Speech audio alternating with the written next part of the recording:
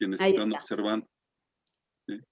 Hay un retraso de aproximadamente 45 segundos. Ok, ¿ya se ve? Sí. Bueno, Sí. perfecto. Sí. Sí. Me hubiera gustado respetar los tiempos para que mi presentación la pudieran ver mis estudiantes a las 10:45, pero bueno, pues vamos ahora sí a atender el llamado. Como ustedes pueden ver en la diapositiva, ¿sí se ve la diapositiva? ¿Sí corren bien? Se ve bien. Perfecto. Repito, hay un retraso de 45 segundos. Ok, sí, muchas gracias. Bueno, Ahí ya cambió. gracias.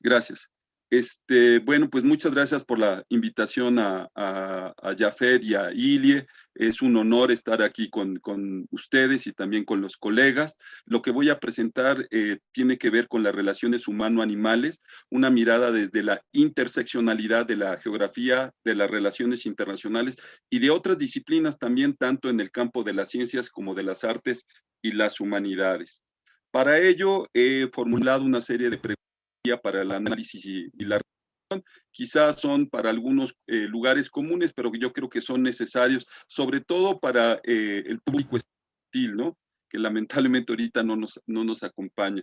Y entonces habría que preguntarnos por qué millones de animales cada año son capturados, torturados, desplazados, mutilados, envenenados, disecados, puestos en cautiverio y sacrificados para el consumo, entretenimiento, experimentación, acompañamiento y diversión humana. ¿De qué manera han influido las distintas formas en que nos relacionamos con los animales en el proceso de construcción de las diversas identidades humanas, de los complejos imaginarios colectivos, ya sean socioeconómicos, sociopolíticos, socioculturales y socioambientales? Parece que hay un chat. A ver, vamos a ver. Francisco, con calidad de internet deficiente. Ok. Pero sí se escucha y sí se ven. Sí. Perfecto, muy bien. Otras dos reflexiones fundamentales es que en este contexto del sistema hegemónico capitalista, globalizado, occidental, heteropatriarcal, dicotómico, racista, extractivista, clasista, antropocentrista y especista, ¿cómo han contribuido las relaciones internacionales y la geografía y otras disciplinas al campo de la ciencia, y también la ciencia, las artes y las humanidades a los estudios críticos de los animales, ¿no? ¿Y cuál debería ser el papel? Con esa pregunta o reflexión cierro esta primera parte. ¿Cuál debe ser el papel de la academia y de la ciencia ante esta nueva oleada de deconstrucciones discursivas y narrativas que analizan, desmontan y combaten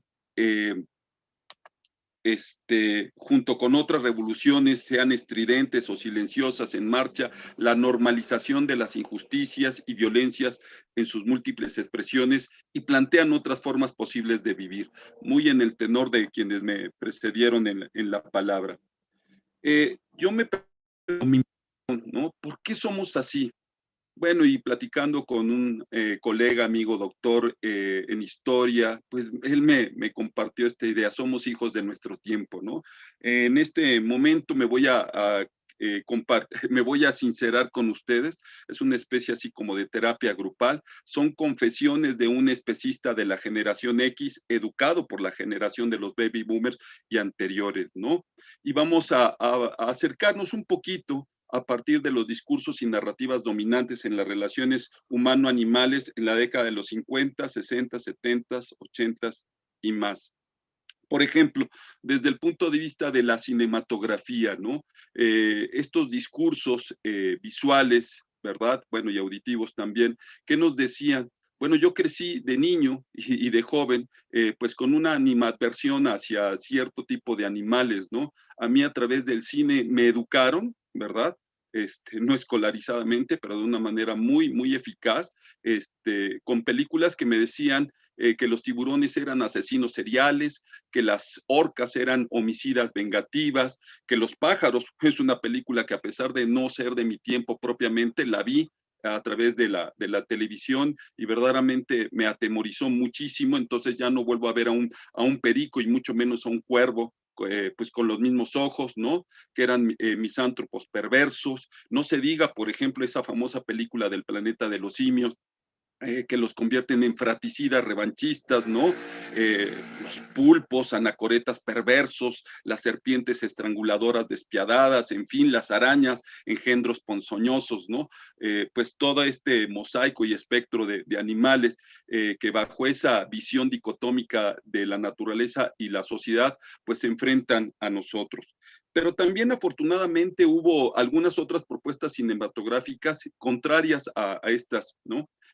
Por ejemplo, una película que vi de niño, ¿no? Que yo no sé la irresponsabilidad de mis padres de haberme llevado a ver una película así, a lo mejor no tenían con quién dejarme, ¿no? Hombres salvajes, bestias salvajes, ¿no? Que es un intento del cine mondo para documentar la violencia extrema tanto entre los seres humanos como los animales, pero también en una sintonía diferente, una película que cambió mi existencia también, que es esta película de Diane, sobre la vida de Diane Fossey y su lucha por proteger a los gorilas de montaña en el Parque Nacional de Kirunga, en las fronteras de Ruanda y República Democrática del Congo, o este proyecto cinematográfico que lo considero como, pues sí, una aportación a la toma de conciencia del derecho de los animales a la vida, o bueno, una película muy palomera como sería la de Liberen a Willy, pero que de alguna manera también tuvo un impacto en el proceso de liberación de la famosa ballena asesina Keiko, ¿no? Bueno, a ellos le llamaron Willy, y que sabíamos que para nosotros pues era un lugar obligado, ¿no? Para asistir al parque de diversiones de Reino Aventura, ¿sí? En su época. ¿Por qué somos así? Porque a nosotros nos enseñaron a idealizar los parques acuáticos, los circos y los zoológicos como lugares de entretenimiento, de gozo e incluso educativos que perpetúan el pensamiento binario. Ellos contra nosotros. Somos diferentes a ellos. También nos enseñaron a exaltar la caza y la pesca deportiva y la admiración de sus trofeos basada en sus conceptualizaciones y representaciones de ese espacio salvaje y violento, indómito, que debemos de domesticar, ¿no? Y no se diga, por ejemplo, la reafirmación de las masculinidades heteropatriarcales a través de la tauromaquia, la cetrería, la cinegética, las ferias, festivales y eventos asociados con esa supuesta interacción con los animales, ¿no? En términos de primeras aproximaciones, continúo, bueno, no todo fue malo, ¿no? Negativo, al contrario, hubo un despertar de la conciencia, y como geógrafo y después como profesor y autor de algunos libros, pues intentamos contrarrestar todas estas inercias culturales relacionadas con la explotación animal, tanto desde el campo de la geografía como de la influencia que tuve de las relaciones internacionales. ¿Sí? En algunos libros, desde hace más de 23 años, tuvimos la oportunidad de incorporar contenidos que eran ignorados por las autoridades educativas en ese entonces, como quien estaba al mando era el PRI. Entonces incorporamos algunas ideas relacionadas con el tráfico ilegal de vida silvestre. Sin embargo, hay que reconocerlo, eran y siguen siendo visiones todavía muy antropocentristas, ¿no? Más adelante, cuando el PAN se hizo cargo de la Secretaría de Educación Pública, incluso tuvimos un problema de censura porque utilizábamos o aprovechamos estos espacios de divulgación del conocimiento para pronunciarnos, ¿no? Por ejemplo, ustedes pueden observar en la diapositiva, ¿sí se ve? Pregunto, no vaya a estar yo en un soliloquio. ¿Sí? Sí se ve. Perfecto, muy bien. Ustedes pueden ver en el ángulo superior, bueno, en la parte izquierda de la pantalla, cómo nos quitaron una imagen en donde nosotros hablábamos de la crueldad de los animales, argumentando que eran contenidos que no correspondían a los temas a desarrollar dentro del programa de geografía, ¿no? Para nosotros más bien eran contenidos incómodos para las autoridades educativas en ese momento del PAN. Esta es otra muestra, ¿no? Tuvimos que quitar esa imagen que cuestiona, bueno, que decía que los grupos de defensa de los animales no están de acuerdo en que se capturen y se pongan en cautiverio animales con fines de diversión y entretenimiento, y hablábamos un poco del famoso parque marino de SeaWorld, y como ven, en la versión para que se pudiera publicar el libro, tuvimos que emitir ese tipo de posicionamientos.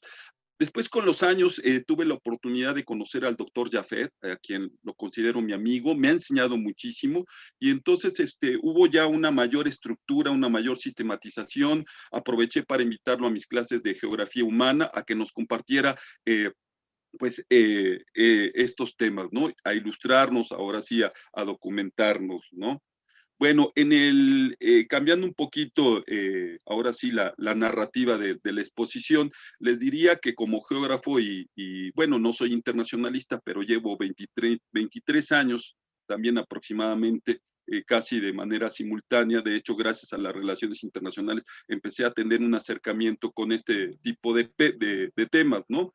Y encontré una convergencia y una complementariedad entre esta y muchas otras disciplinas. Sin embargo, yo me dedico a ellas y sobre todo en el campo de la geografía y las relaciones internacionales es la geopolítica y los estudios regionales quienes abocan este tipo de temas, ¿no? Aquí pueden ver un esquema que de alguna manera pues muestra en un diagrama esos vínculos, sobre todo específicamente entre la geografía política y las relaciones internacionales.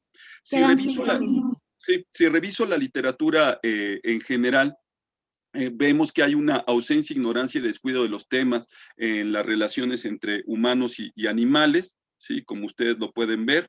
En realidad no figuran los temas vinculados al especismo, e incluso ni siquiera en los temas de los regímenes internacionales, pero ya después haciendo una búsqueda mucho más detallada, pues encontramos una bibliografía, fuentes de información que trascienden la localización y distribución biogeográfica, incorporando perspectivas filosóficas, históricas, políticas y socioculturales vinculadas a la co-construcción de los lugares en función de estas relaciones humano-animales, ¿no? Así entonces también debemos de reconocer la importante aportación y contribución desde la filosofía, el campo de la ética, las ciencias religiosas, la comunicación, y no se diga también, por ejemplo, la iconografía de opinión, como es el famoso libro de Rius acerca de los toros y los toreros, ¿no? En el ámbito de lo jurídico también tenemos que reconocer la pertinencia en la obligada consulta de una perspectiva jurídica que nos dé un marco normativo para poder entender qué podemos hacer para combatir estas inercias nocivas socioculturales.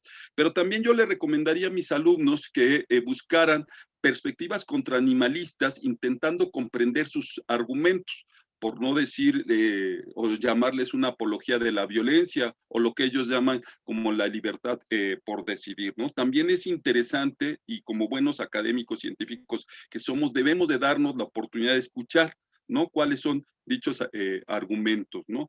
De las aportaciones de la diplomacia ambiental en materia de construcción de regímenes internacionales, yo creo que muchos de los que asisten, a lo mejor no, conocen toda esta arquitectura internacional que se ha creado en términos de la Convención, por ejemplo, sobre el comercio internacional de especies amenazadas de fauna y flora silvestre, o la Unión Internacional para la Conservación de la Naturaleza, o la lista roja de dicha Unión Internacional, que es la lista de las especies amenazadas, ¿verdad? Ejemplos tenemos como la tortuga gigante floreana o la carpa de Tláhuac en las colindancias entre Ciudad de México, Morelos y Estado de México, o bien el Fondo Internacional para el Bienestar Animal, junto con otras organizaciones muy, muy interesantes, como es la ONG PETA, esta organización de personas para el tratamiento de los animales. Es muy interesante conocer, pues, los triunfos, el periplo, el derrotero que han realizado esta organización en aras de defender a los animales, ¿no? Y además, fíjense, nos recuerda, hay un video muy interesante, reciente, sobre una razón más de la necesidad de replantear nuestras relaciones con los animales no humanos en función del famoso tema de la zoonosis. Está la Organización Internacional para la Protección Animal, en fin, ¿no? Muchísimas organizaciones que son parte de, como ya les dije, de esa arquitectura internacional que aporta a la geografía y a muchas otras ciencias y que es necesario no descuidar. Ya para finalizar, les diría que entre algunas de las ideas a debatir es que debemos de pensar que los zoológicos, acuarios, parques marinos, ferias de animales y otros espacios de confinamiento constituyen en realidad eufemismos para no mencionar las auténticas prisiones institucionalizadas en las que la transgresión de los derechos de los animales, y lo ponemos con Z, en alusión a ellos, no humanos es una constante, ignorando el principio fundamental de que los animales sean considerados como seres sintientes, ¿no? Es urgente profundizar y difundir los diversos temas que abarcan los estudios críticos de animales, y con eso acabo, para concientizar y sensibilizar a las sociedades de diversas regiones del mundo sobre la liberación de animales no humanos, dado que el uso y abuso de los animales se ha institucionalizado globalmente y pues no se ve que esto decrezca, ¿no? Sin embargo, este coloquio es un buen intento de hacer. Con eso termino. Hay otras ideas, pero bueno, a lo mejor las utilizamos en la sesión de preguntas y respuestas, ¿sí? Creo que traté de ajustarme al tiempo.